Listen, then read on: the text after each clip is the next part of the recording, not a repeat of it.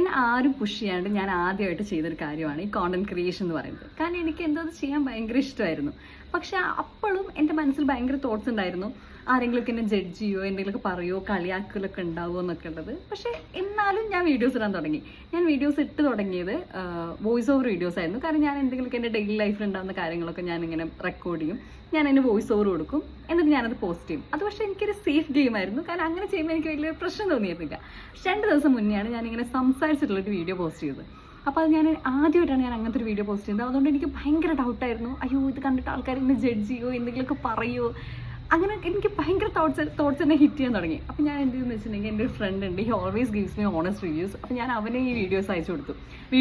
അപ്പോൾ വീഡിയോ അയച്ചെടുത്തത് ഞാൻ ചോദിച്ചു, ഈ വീഡിയോക്ക് എന്തെങ്കിലും പ്രശ്നമുണ്ടോ, ഇത് ഞാൻ പോസ്റ്റ് ചെയ്യണ്ടേ എന്നൊക്കെ ചോദിച്ചു. അപ്പോൾ അവൻ എന്നോട് പറഞ്ഞു, ഈ വീഡിയോയിൽ നീ സാറ്റിസ്ഫൈഡ് ആണെന്ന് ചോദിച്ചു. അപ്പോൾ ഞാൻ പറഞ്ഞു, ഞാൻ സാറ്റിസ്ഫൈഡ് ആണ്, കുഴപ്പമൊന്നുമില്ല.